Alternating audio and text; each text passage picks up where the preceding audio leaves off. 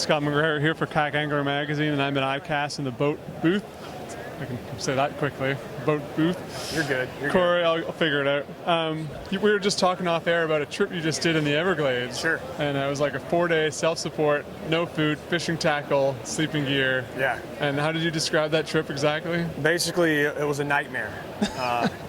It was a nightmare that ended awesome, thankfully, but we had this crazy idea. One of my buddies, Sean Murphy, he's a photographer of ours, and he said, hey guys, these boards are so awesome. You can hold, with this board at least, you can hold up to 500 pounds of weight. Let's go take it through the Everglades. And I thought he was joking, seriously.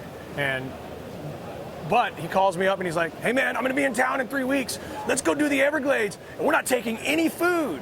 I'm like, dude, no food, are you serious? No food? And so he's like, yeah, we're just gonna go, we're just gonna hit it. We drove down to Everglades City, plopped these things in the water. We had 8 gallons of water, no food, our tents, hammocks, and all of our dry gear on these boards with a whole bunch of other shit to get us through for basically, well, we had to go 100 miles. We had no clue how long it was going to take. We just went. My wife describes that as type 2 fun. Type 1 fun is like, hey man, this is really fun. And type 2 fun is like, well, that was really fun. Yeah, but it wasn't necessarily fun when you were doing it. Well, when you're doing it and you're seeing giant bull sharks, alligators everywhere, saltwater crocodiles in the Flamingo Canal, the whole time you're like, get me out of here. And then when you get done, you're like, this is awesome. All right. Well, let's tell us a bit on how you had this all set up. Sure. So we took our 12-foot Rackham. It was one of the choices behind that was that it could hold all of our gear, which we thought was obviously important.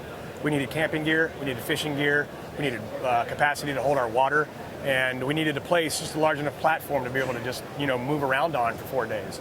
So this board was basically designed for expedition/fishing. And we really put it to the test. We took all of our fishing gear, obviously, our tackle rack, which held all of our, your waist packs. It held my camelbacks, my hydration packs when I was out there, so I could have one on my back, one on the tackle rack, grab it during paddling so we wouldn't have to refill. The paddle sheath on this board was incredible because it allowed me to stick my paddle into the front nose of the board and be hands-free.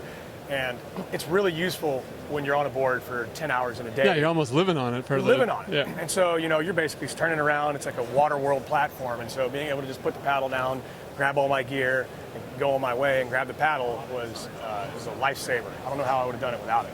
So it was, like I said, all the elements added up to being successful and without us dying, obviously. You think more people will start doing that on paddle boards? I hope, man. That's half our boards that we design. I kind of designed that in mind. Right. Hoping people will do that. Hoping people will do crazy stuff. That's one of the reasons we did it, to inspire people to want to go do these things.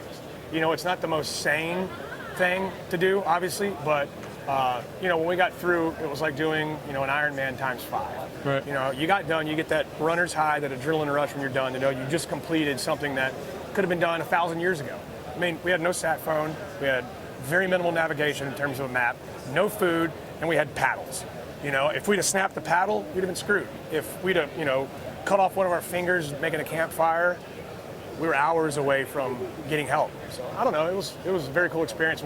I want to do it to inspire others to do it and really see what's out there, because not using motors, not using any of that stuff to go and do basically the last frontier in the United States was awesome.